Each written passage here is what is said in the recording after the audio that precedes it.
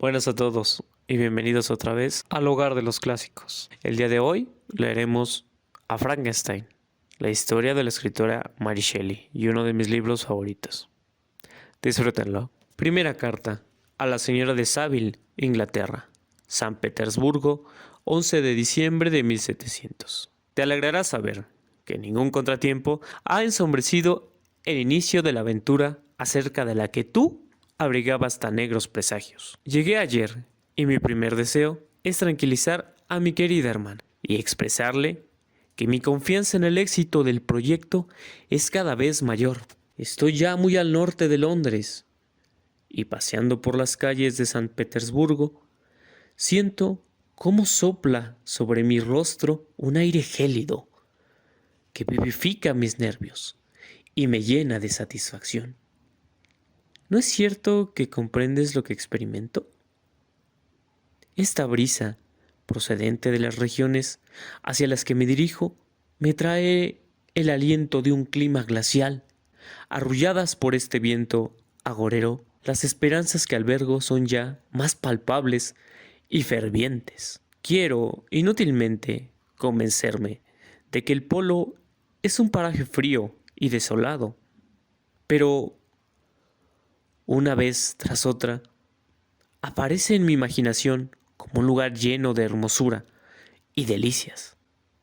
Ahí, Margaret, jamás se pone el sol, y su enorme disco no hace más que acariciar el horizonte, luciendo en eterno esplendor. Ahí, pues con tu permiso, hermana mía, quiero dar algún crédito a las palabras de quienes me han predecido. El hielo y la nieve desaparecen. Incluso es posible que, navegando sobre el calmado océano, seamos conducidos hacia una costa que sobrepase en hermosura y encanto a todos los países descubiertos hasta hoy en las partes habitadas del globo. Es posible que sus recursos y sus paisajes sean incomparables. Los secretos de las estrellas deben, sin duda, hallarse explicados en estas inexploradas tierras. ¿Qué podría extrañarnos de una región en la que el sol brilla sin cesar? Quizá descubra la sorprendente fuerza que mueve la aguja de la brújula. Quizá pueda probar un millar de observaciones celestes que solo esperan esta aventura para aclarar por fin los aparentes caprichos de los astros. Satisfaré mi ardiente curiosidad hollando una parte del mundo que jamás ha sido explorada. Y probablemente caminaré sobre una tierra en la que nunca se ha posado la planta humana. Es eso lo que me atrae, y bastaría por sí solo para impulsarme a vencer el miedo al peligro y a la muerte, acuciándome a emprender este difícil viaje con la alegría del niño que se embarca en un bote junto a sus camaradas para explorar las riberas cercanas. Y aun en el caso de que todas esas conjeturas fueran erróneas, no puedes negar el beneficio inestimable que procuraré a la humanidad descubriendo en las cercanías del polo una ruta por mar hacia esos países a los que tantos meses tardamos en llegar, o revelando el secreto de la fuerza magnética que solo puede ser descubierto, si es que existe algún modo de hacerlo, gracias a una aventura como la mía. Estos pensamientos han disipado la agitación que sentía al comienzo de mi carta, y mi corazón está lleno de un entusiasmo que me transporta, ya que nada ayuda tanto a apaciguar el espíritu como un objetivo claro, una meta sobre la que fijar los ojos del alma. Este viaje cumple un sueño que he acariciado desde mi más tierna infancia. He leído con apasionada fruición el relato de diversos viajes, cuyo objetivo era llegar al norte del Océano Pacífico, atravesando los mares que circulaban el polo. Debes recordar que la biblioteca del tío Thomas estaba formada tan solo por volúmenes que narraban viajes y exploraciones. Mi educación dejó bastante que desear, pero pese a todo me apasionaba la lectura. Día y noche estudié esos volúmenes y conforme los iba conociendo, aumentaba la tristeza que sentí en mi infancia cuando me dijeron que papá cercana ya a su muerte, había prohibido a mi tío el autorizarme a seguir la carrera de marino. Esta amargura desapareció cuando por vez primera trabé conocimiento con la obra de los poetas cuyos versos llenaron mi alma y la elevaron casi hasta las regiones celestes. Me convertí en poeta y durante un año viví en el Edén que yo mismo había creado. Imaginaba que también a mí me sería dado conseguir un lugar en el templo donde se veneran los nombres de Homero y de Shakespeare. Tú conoces mi fracaso y sabes lo doloroso que fue para mí aquel desengaño. Pero precisamente en aquel tiempo heredé la fortuna de mi primo y mis pensamientos volvieron a tomar el rumbo que habían seguido anteriormente. 6 años han transcurrido desde que resolví realizar este viaje. Comencé por fortalecerme físicamente. Acompañé a los balleneros en varias de sus expediciones al Mar del Norte. Por mi propia voluntad he soportado el hambre y el frío, la sed y la falta de sueño.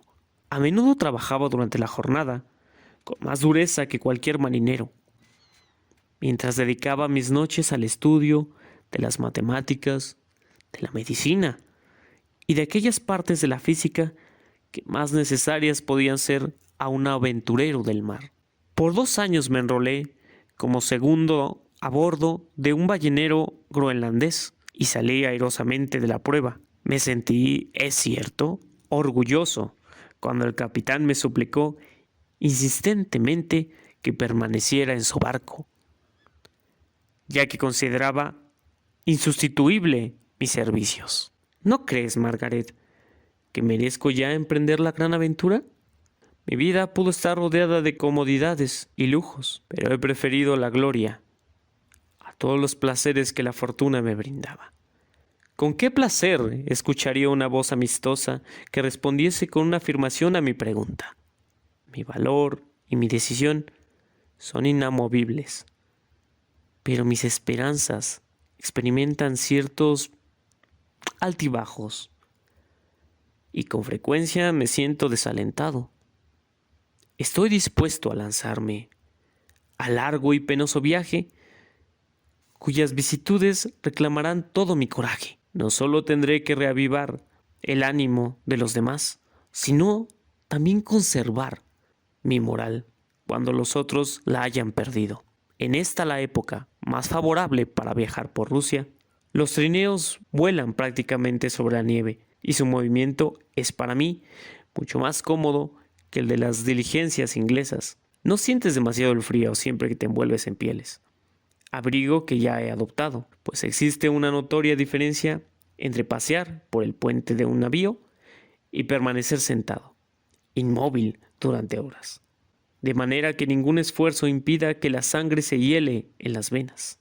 No deseo en absoluto perder la vida en la ruta postal que une a San Petersburgo y Arcángel. Dentro de 2 o 3 semanas tengo previsto salir hacia esta última ciudad, fletar allí un navío, lo que será fácil pagando al contado el seguro del armador y contratar de inmediato, eligiéndolos entre los hombres duchos de la casa de la ballena, aquellos marinos que me parezcan necesarios. Espero levar anclas antes del mes de junio. Pero, ¿cuándo estaré de regreso? Me es imposible responder esta pregunta, hermana mía. Si la fortuna me sonríe, pasarán muchos meses, incluso años tal vez, antes de que tú y yo podamos volver a vernos. Si fracaso, muy pronto estaremos juntos o jamás nos reuniremos. Adiós, mi admirada y querida Margaret. Quiera el cielo bendecirte y protegerme, para que me sea posible todavía darte pruebas de mi gratitud por todo tu cariño y por toda tu bondad. Tu hermano que te ama, Robert Walton. Segunda carta a la señora de Saville, Inglaterra. Arcángel, 26 de marzo de 1700. Qué despacio pasa aquí los días mientras estoy rodeado de hielo y nieve. No obstante, he avanzado ya un poco hacia el cumplimiento de mis deseos. He logrado fletar un barco y ahora me dedico a reunir la tripulación.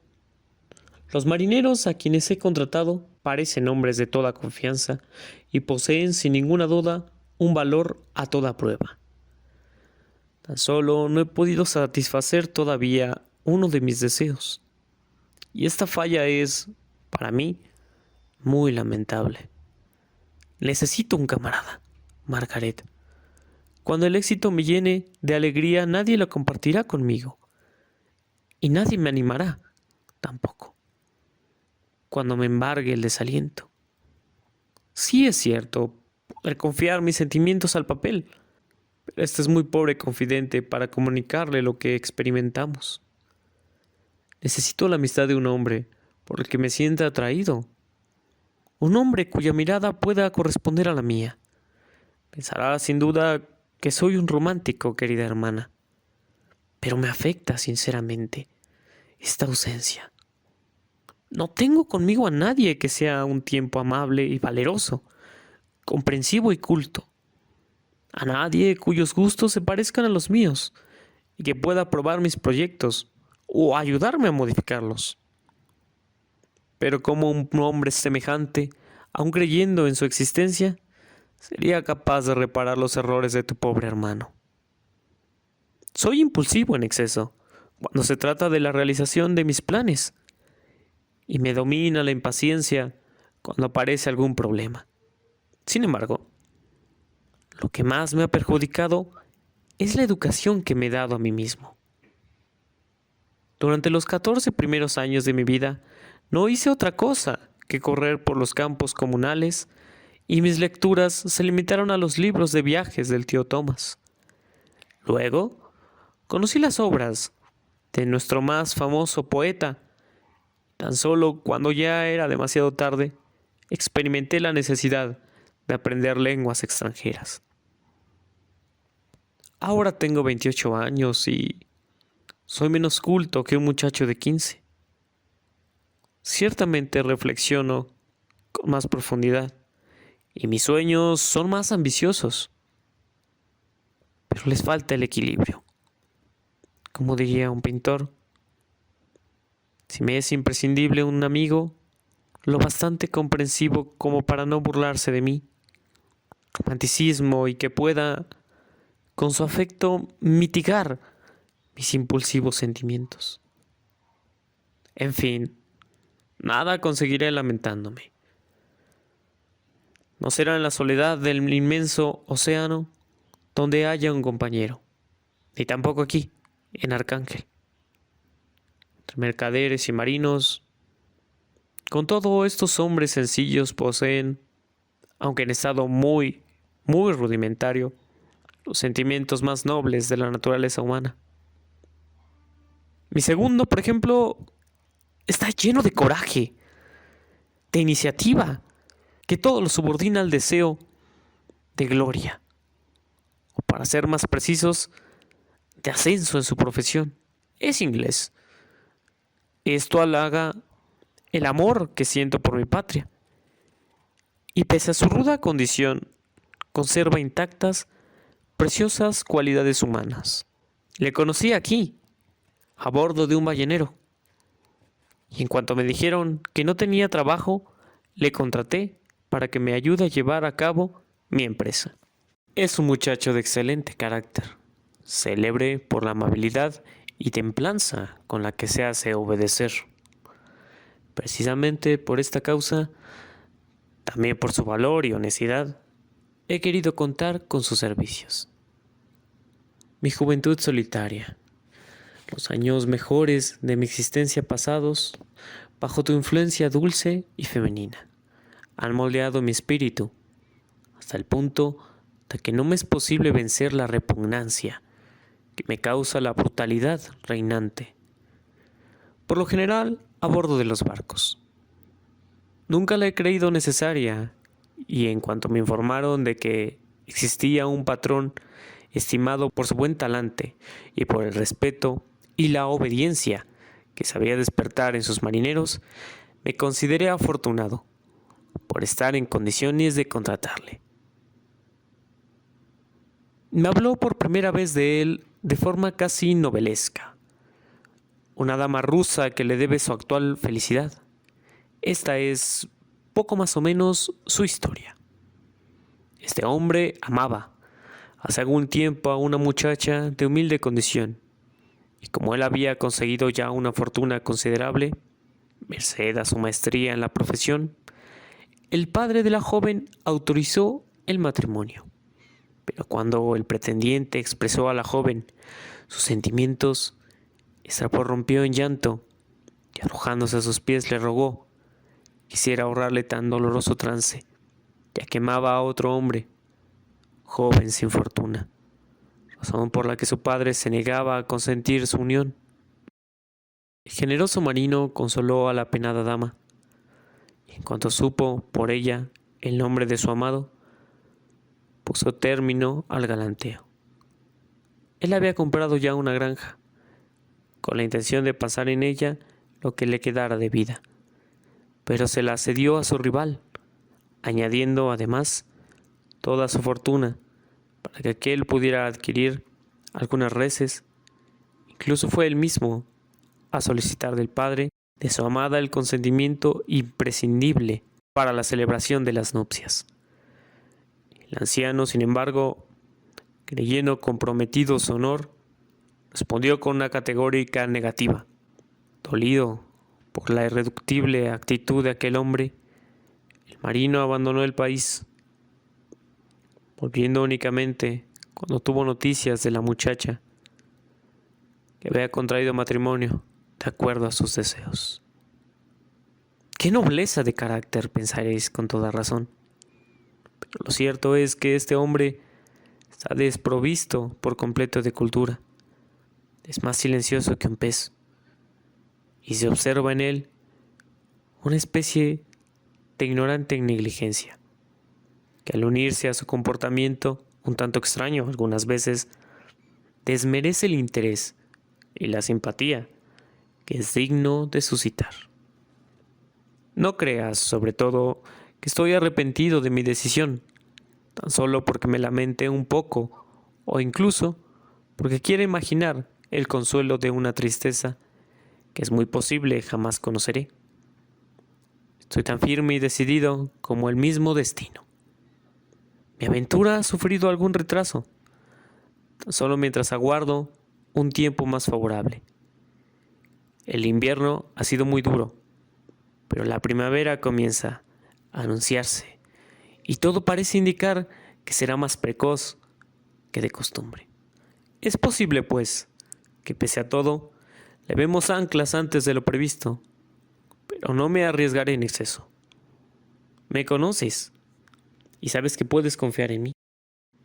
Prudencia y moderación, siempre que la seguridad de otros está en mis manos. Mis proyectos están a punto de realizarse ahora y soy capaz de explicar lo que siento.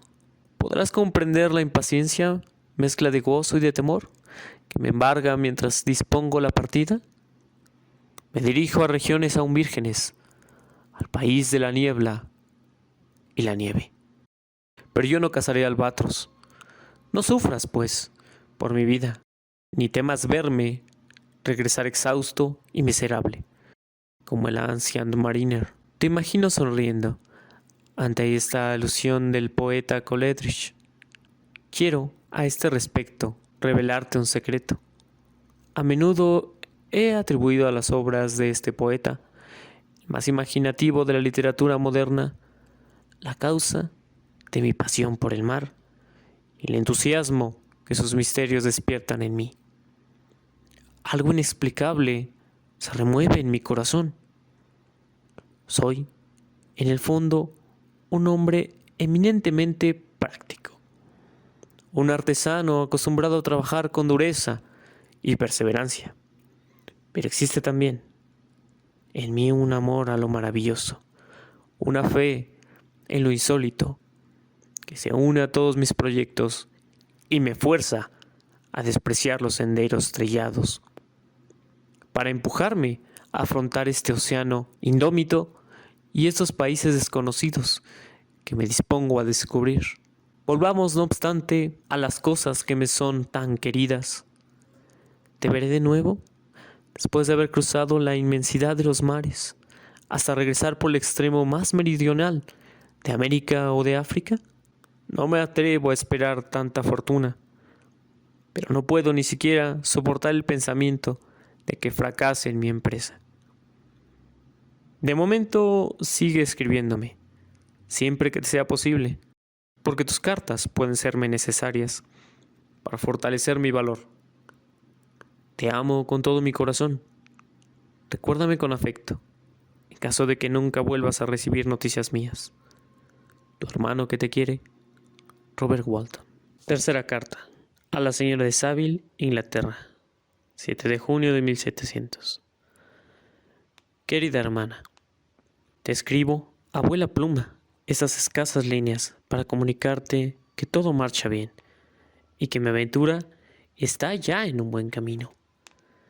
Mi carta llegará a Inglaterra gracias a un marino que regresa de Arcángel. Envidio su suerte, ya que pueden transcurrir muchos años antes de que contemple de nuevo mi país natal. Pese a ello, me siento de inmejorable humor. Mis hombres están llenos de fuerza y, según parece, dispuestos a seguir adelante. No se atemorizan ante los bloques de hielo que desfilan sin cesar a uno y a otro lado del buque, presagiando los riesgos que deberemos correr en la región hacia la que navegamos. Estamos ya a una elevada latitud, pero como nos hallamos en pleno verano, y pese a que la estación no es tan calurosa aquí como en Inglaterra, los vientos del sur que nos empujan con rapidez hacia las riberas que con tanta ansiedad deseo alcanzar, nos traen una templanza tonificante que jamás hubiera podido prever. Hasta hoy no se ha producido ningún incidente que merezca ser contado. Un par de fuertes tormentas y el hallazgo de una brecha en el casco del navío son cosas que no inquietan a un navegante experimentado, tanto como para que resulten dignas de mención. Podría sentirme satisfecho si, a lo largo del viaje, no sufrimos más graves percances. Adiós, querida Margaret. Ten el convencimiento de que, tanto por tu bien como por el mío, no afrontaré innecesariamente el peligro. Seré perseverante, prudente y sereno. Estoy seguro de que el éxito vendrá a coronar mis esfuerzos.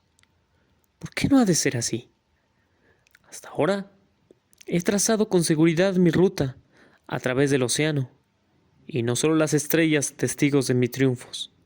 No existe motivo alguno para retroceder ante esas olas indómitas, pero, sin embargo, sumisas. Nada puede detener un corazón audaz y una voluntad decidida. He dejado, sin proponérmelo, que mi espíritu se expansionase, y es preciso terminar. Que el cielo te bendiga, querida hermana. Robert Walton. Cuarta carta. A la señora de Saville, Inglaterra. 5 de agosto de 1700. Ha ocurrido algo tan extraordinario que no puedo dejar de comunicártelo, aunque es muy posible que podamos vernos antes de que estos papeles lleguen a tus manos. El pasado lunes 31 de julio nos hallábamos casi enteramente rodeados por el hielo que se estrechaba a nuestro alrededor, dejando apenas lugar para que nuestro barco continuara a flote. La situación era cada vez más peligrosa, puesto que nos envolvía una espesa niebla. En consecuencia, nos vimos obligados a permanecer al pairo aguardando un cambio favorable en las condiciones atmosféricas. Poco más o menos a las 2 del mediodía, la bruma comenzó a disiparse y pudimos contemplar, extendiéndose hasta el infinito, una helada llanura que quebraba superficie. Algunos de mis hombres empezaron a lamentarse, incluso yo mismo fui presa de inquietud, cuando de improviso un insólito espectáculo nos llamó la atención, extrayendo nuestros pensamientos de la desagradable situación a la que nos veíamos abocados. Observamos a media milla de distancia un trineo tirado por perros. Corría en dirección al norte. En el vehículo, sujetando las bridas, viajaba una figura de forma humana, pero de gigantescas proporciones. Con nuestros catalejos pudimos seguir durante largo rato su rápido desplazamiento, hasta que se ocultó en la lejanía, tras los montículos de hielo. Esta visión nos llenó de asombro sin límites. Según nuestros cálculos, habíamos viajado cientos de millas y nos encontrábamos muy lejos de cualquier tierra conocida. Sin embargo, la aparición del trineo parecía demostrar que no nos habíamos alejado tanto como en principio creíamos. Por otra parte, prisioneros de los hielos, no pudimos seguir tras las huellas de aquel hombre. 2 horas más tarde, sentimos agitarse el agua bajo nuestra quilla. Y antes de anochecer, los hielos se quebraron liberando al navío. Pese a ello, permanecimos en el mismo lugar, ya que no queríamos arriesgarnos en la oscuridad a sortear los terroríficos bloques que flotan en libertad cuando el hielo se rompe. Esto me permitió descansar algunas horas durante el resto de la noche. A la mañana siguiente, tan pronto comenzó a amanecer, subí al puente, donde encontré a mis marineros asomados a una de las bordas y hablando, según me pareció, con alguien que se hallaba en el exterior. Efectivamente, un vehículo muy parecido al que habíamos visto la víspera se había detenido junto a nuestro costado. Flotando sobre un témpano, había derivado durante toda la noche hasta llegar a nosotros.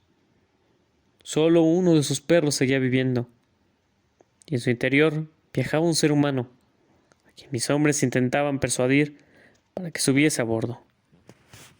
Contrario que el viajero divisado la noche anterior, no era un ser salvaje, habitante de una isla inexplorada todavía, sino un europeo. Oí gritar a mi segundo: «Ahora viene el capitán. No le permitirá suicidarse en este mundo». Y de ese modo. Al verme, el hombre me habló en inglés, aunque con cierto acento extranjero. Antes de subir a bordo de la nave, dijo: «Hágame el favor de indicarme hacia dónde se dirigen». ¿Puedes imaginar mi sorpresa al escuchar tales palabras? En labios de un hombre condenado a una muerte segura y que, lógicamente, debiera haber en mi barco algo más precioso que todos los tesoros del orbe. Le respondí, no obstante, que realizábamos un viaje de exploración hacia el Polo Norte, cosa que pareció satisfacerle, pues consintió en ser izado a bordo. «Dios santo, Margaret, si hubieses visto al hombre que ponía condiciones a su salvación, tu sorpresa no hubiera tenido límites. Sus miembros casi se habían helado, y su cuerpo estaba horriblemente demacrado por el cansancio y las privaciones. Nunca antes se había visto un ser en tan lastimoso estado. Intentamos instalarle en el interior, pero en cuanto le faltó el aire frío, perdió el conocimiento. Le trasladamos de nuevo al puente y quisimos reanimarle dándole fricciones con coñac, del que también le hicimos beber unos sorbos. Tan pronto como comenzó a recuperarse, le abrigamos con unas mantas y le colocamos en la cocina cerca del fogón. Gracias a ello, fue poco a poco volviendo en sí y tomó un poco de sopa, que le hizo mucho bien. Solo al cabo de 2 días estuvo en disposición de hablar y durante un tiempo creí que las penalidades sufridas le habían hecho enloquecer. Cuando comenzó a reponerse, ordené que le llevaran a mi cuarto y cuidé de él, tanto como mis ocupaciones me lo permitían. Nunca antes había conocido yo a nadie más interesante. Una luz exaltada, casi demencial, brillaba algunas veces en sus pupilas. Pero si se le hacía un favor, si se le prestaba el más mínimo servicio, sus facciones se iluminaban con una expresión de dicha y dulzura. que no ha hallado en ningún otro hombre. Pese a ello, la mayor parte del tiempo estaba triste e incluso desesperado. De vez en cuando apretaba los dientes como si no le fuera posible soportar más tiempo el peso de los infortunios que le oprimían.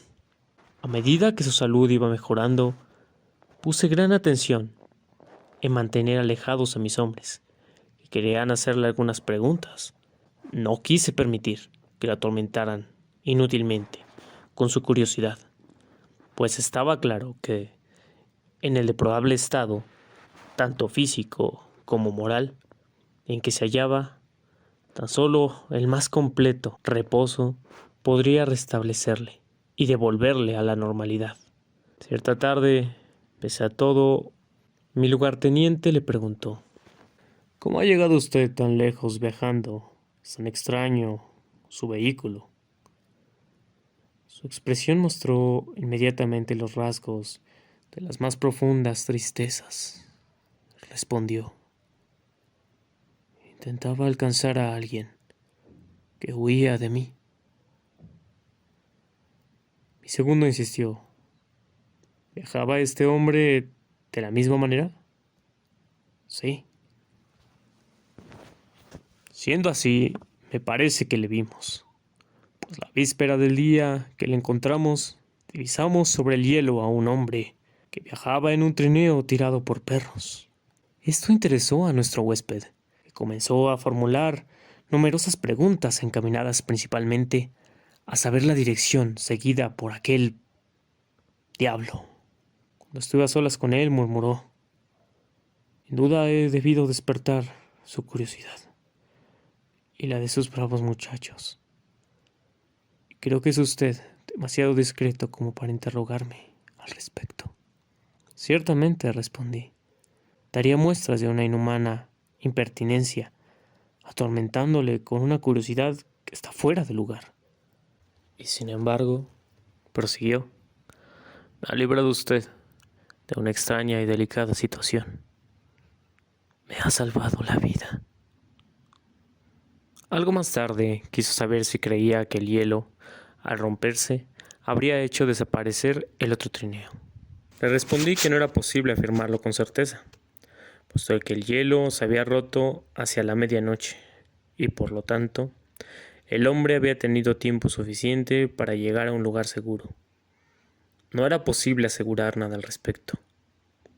A partir de entonces, una mayor vivacidad animó su cuerpo, exhausto. Mostraba grandes deseos de hallarse de nuevo en el puente para poder acechar en persona la posible aparición del trineo que divisamos en primer lugar.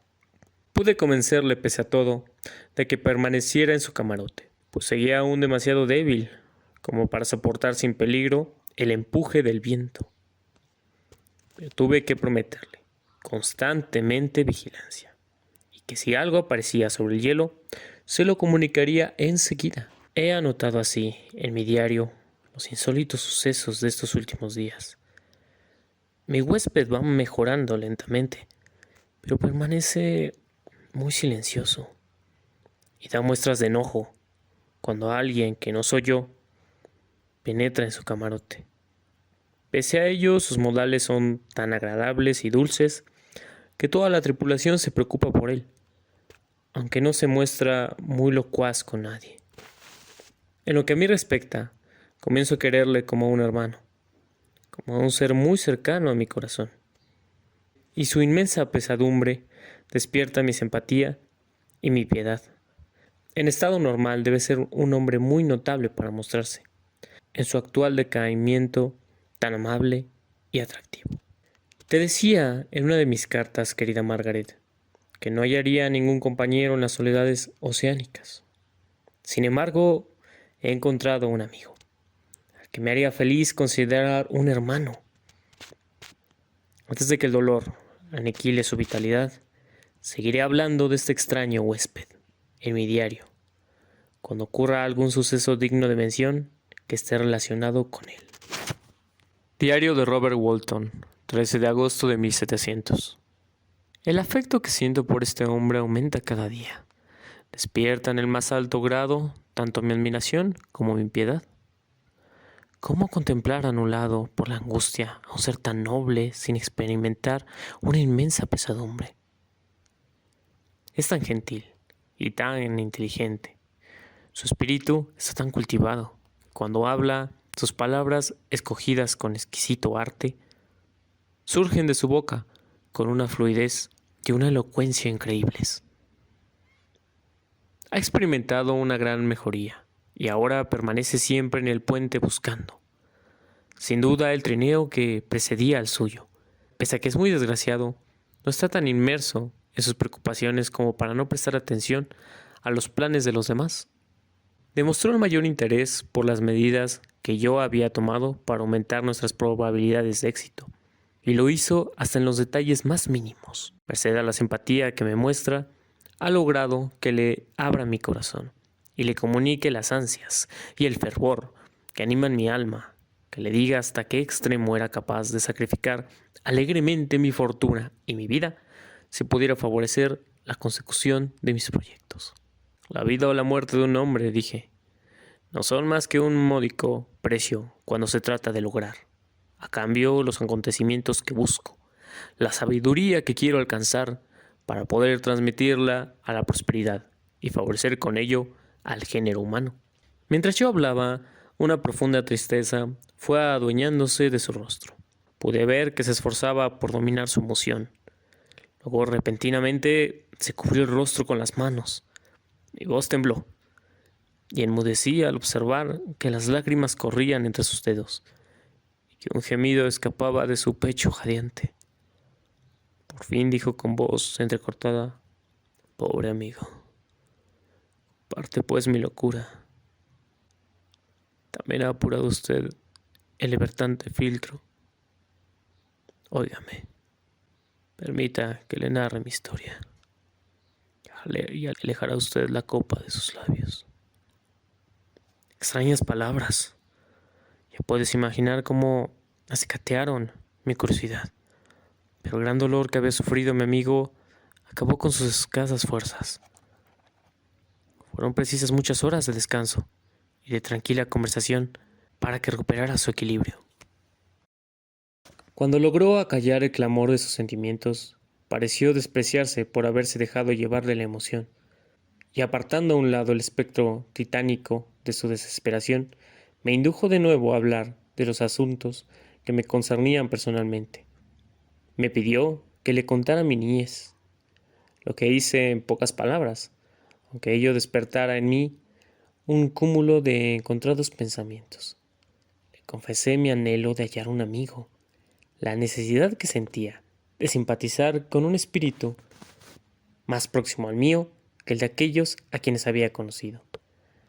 Le expuse mi convencimiento de que un hombre no puede pretender ser feliz, por pequeña que sea su felicidad, mientras no goce de una bendición semejante. «Soy de su opinión», me respondió. «Los hombres somos seres incompletos. Vivimos tan solo a medias si alguien más sabio, mejor que nosotros mismos, cosa de que debe ser un verdadero amigo, no está a nuestro lado para ayudarnos, para mejorar nuestra débil e imperfecta naturaleza. Tuve un amigo, que era el más noble de los hombres, y puedo, pues, considerarme en condiciones de hablar sobre la amistad con conocimiento de causa. Usted tiene esperanzas, tiene el mundo entero ante sí. No hay razón alguna para desesperar. Yo, por el contrario, lo he perdido todo y no puedo ya recomenzar mi vida». Al tiempo que decía estas palabras, su rostro tomó una expresión de tranquila serenidad, de resignación, que me oprimió el pecho. Luego calló y pronto se retiró a su camarote. Nadie puede gozar, pese a su desolación, la hermosura del paisaje tan profundamente como él. El cielo estrellado, el mar, todo cuanto ofrece esta maravillosa región polar, parece elevar su alma. Un hombre como él debe tener una doble existencia, Es capaz de haber soportado todas las penalidades y estar aniquilado por las desilusiones. Pero cuando se recoge en sí mismo, se convierte en un espíritu celeste, rodeado por un círculo mágico que ni las penas ni la locura pueden franquear. ¿Te burlarías de la pasión con que hablo de esta divinidad errante? En verdad no podrías hacerlo, si lo hubieras conocido. Los libros y tu vida lejos del mundo han educado y refinado tu espíritu, y te han hecho un tanto escéptica, pero también tú te inclinarías ante los extraordinarios méritos de esta criatura maravillosa. Me he esforzado en descubrir la cualidad que tanto le eleva por encima de todos los hombres que hasta ahora he conocido. Creo que es algo intuitivo, un poder de juicio, un tiempo rápido e infalible, una percepción del motivo de las cosas, de una claridad y precisión singulares. Une a todo ello su facilidad de palabra y su voz, en que las diversas entonaciones son como música para el alma. 19 de agosto de 1700. Ayer mi huésped me dijo: «Debe usted intuir ya, capitán Walton, que he soportado más reveses de los que seguramente haya conocido a nadie. Hace tiempo decidí que me llevaría a la tumba el secreto de mis males, pero usted me ha hecho mudar de propósito. Anhela el conocimiento y la sabiduría como lo hice yo durante muchos años, y deseo ardientemente que el cumplimiento de sus proyectos no sea, como para mí, semejante a una serpiente venenosa. No sé si el relato de mis desgracias tendrá para usted alguna utilidad, pero como creo que sigue un sendero igual al que fue el mío, arriesgándose a peligros idénticos a los que han hecho de mí lo que soy ahora, creo que podrá extraer de mi historia alguna experiencia que pueda serle útil si el éxito le sonríe, o en caso contrario pueda consolarle en un fracaso. Dispóngase usted a escuchar un relato que podrá parecerle sobrenatural. Si nos halláramos ante un paisaje menos impresionante, temería no ser creído y cubrirme a sus ojos de ridículo. Pero en el seno de estas regiones salvajes y misteriosas parecen verosímiles muchas cosas, y en cualquier otra parte provocaría la hilaridad de quienes desconocen las inmensas posibilidades de la naturaleza. Sé, por supuesto, que el desarrollo de mi relato no prueba la veracidad de los hechos que lo componen.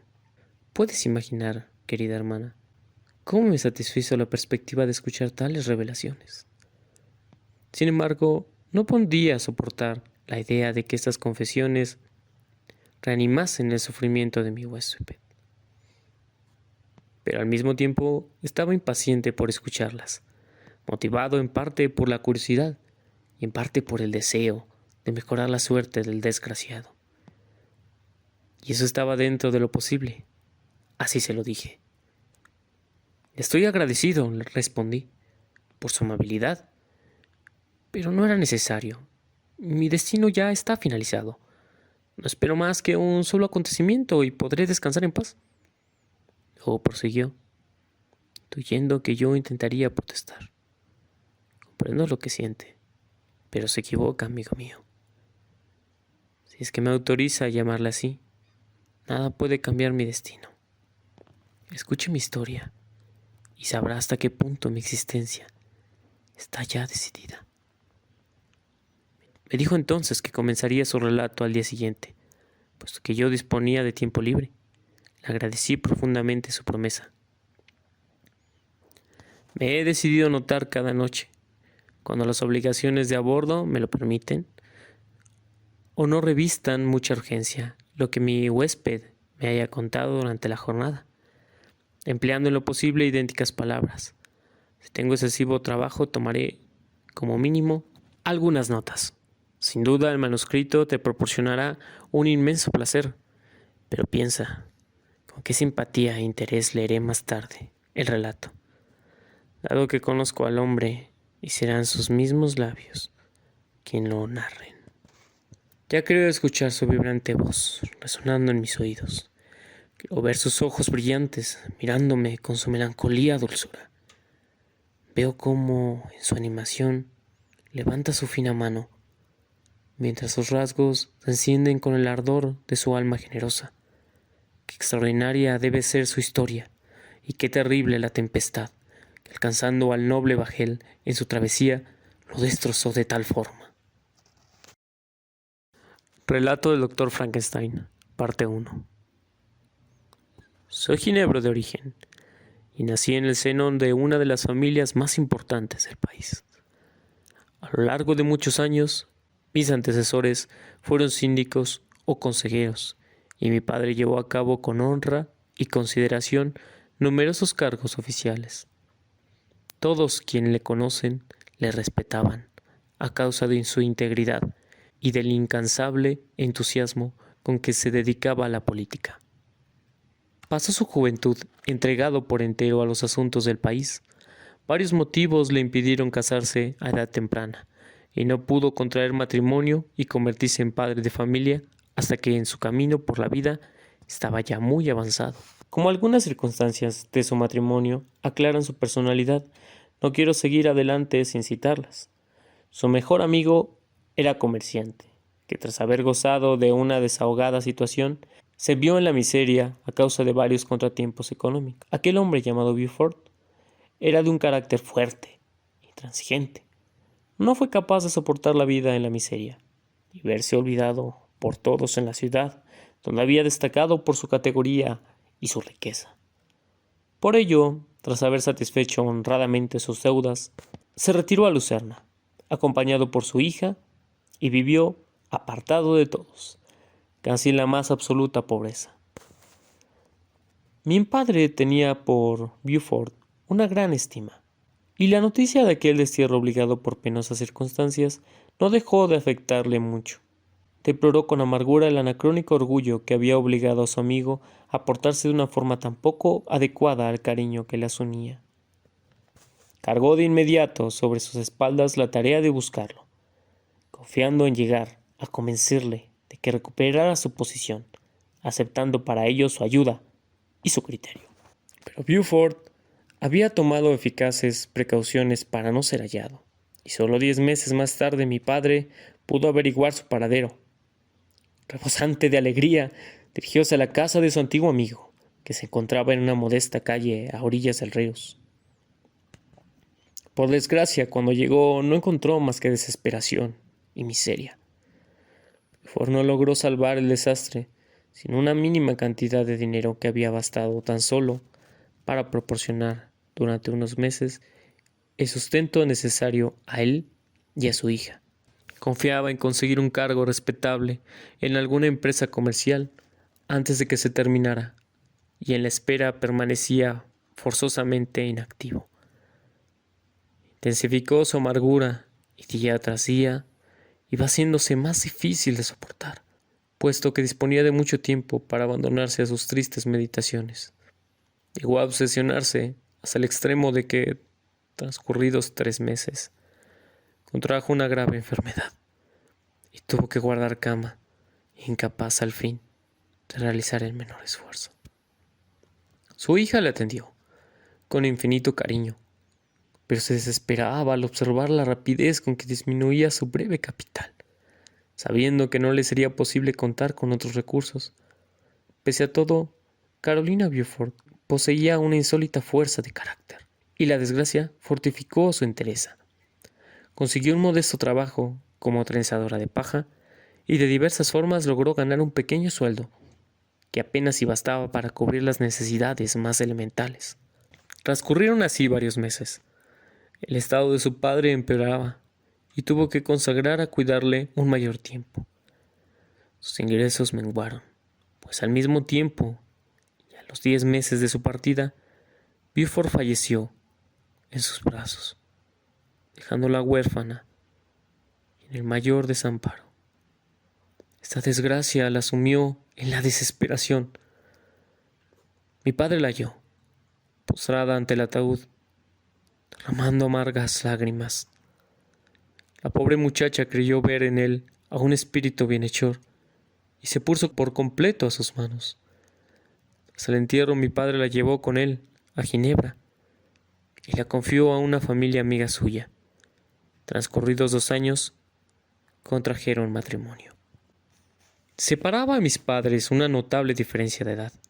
Sin embargo, esto parecía unirles con más profundidad en su mutuo e íntimo amor. Es posible que antes él hubiera padecido al comprobar la indignidad de alguna mujer, y esto le predispuso a otorgar un valor excepcional a las virtudes de mi madre. Su afecto por ella se basaba en una rectitud y una adoración poco comunes a su edad, pues sus sentimientos bebían de la admiración que le inspiraban las cualidades de su esposa y en el deseo de hacerle olvidar, en lo posible, las pasadas amarguras. Se comportaba con inigualable delicadeza. Velaba para que todo estuviera dispuesto de forma que satisfaciera sus más íntimos deseos. Se esforzaba en protegerla, del mismo modo que el jardinero protege en la escarcha a una planta exótica, y colmarla de cuanto podía complacer su dulce y amable naturaleza. La salud de mi madre y también la serenidad espiritual de que había hecho gala en otro tiempo fueron quebrantadas por las terribles desgracias soportadas. En el transcurso de los 2 años anteriores a su matrimonio, mi padre poco a poco había renunciado a todos sus cargos públicos y tras la ceremonia la pareja buscó el suave clima de Italia y el cambio de ambiente y paisaje que proporciona un viaje por ese maravilloso país. Mi padre estaba convencido de que con ello la joven desposada volvería a hallar su vitalidad perdida. Recurrieron después a Alemania y Francia. Yo nací en Nápoles y ya de niño solía acompañarles en sus viajes. Durante muchos años fui su único hijo, y a pesar del cariño que mis padres sentían el uno por el otro, parecían extraer los inmensos tesoros de afecto y cariño que me prodigaban de una inagotable mina de amor. Las tiernas caricias de mi madre, la feliz sonrisa de mi padre cuando me miraba. Fueron mis primeros recuerdos. Yo era su juguete y su Dios, mas todavía su hijo, la débil criatura inocente que el cielo les había entregado para que le enseñaran el bien, y que solo ellos podían dirigir hacia la felicidad o el sufrimiento, según cómo llevar a cabo sus deberes de padres, con la profunda conciencia de lo que debían al ser que habían engendrado y merced. También a los caudales de afecto que poseían. No es difícil pensar que, en todas las instantes de mi infancia, obtuve de ellos continuas lecciones de paciencia, de caridad y de autodominio. Me educaron con toda dulzura. Solo recuerdo de aquel periodo una continua sucesión de instantes felices. Durante largo tiempo, tan solo tuvieron que ocuparse de mí. Pese a que mi madre deseaba ardientemente una hija, yo seguía siendo el único fruto de su matrimonio. Cuando tenía casi 5 años, pasamos una semana a orillas del lago Como. Debido a su buen corazón, mis padres hacían frecuentes visitas a hogares necesitados. Esto era para mi madre algo más que un deber. Era una necesidad, una pasión, recordando sus propios sufrimientos y la forma como había sido socorrida. Se creía obligada ahora a ser el ángel custodio de los menesterosos. En uno de sus paseos llamó su atención una cabaña, de apariencia en extraño mísera, escondida en el recodo de un vallecillo. A causa de la horda infantil que jugaba ante ella, todo parecía delatar la más absoluta pobreza. Cierto día, hallándose mi madre en Milán, mi madre regresó a aquel lugar llevándome con ella. Encontró allí, curtidos por el trabajo y la intemperie, a un campesino y su esposa, que daban de comer pobremente a 5 chiquillos, a todas luces hambrientos. Uno de ellos atrajo enseguida su atención. Era una niña, que parecía pertenecer a otro mundo, a un mundo distinto al de los demás. Robustos golfillos de oscuros ojos. Por el contrario, la pequeña era fina y rubia, Su cabello tenía el color y el brillo del oro, y por sobre la pobreza del vestidito le prestaba una aureola de distinción.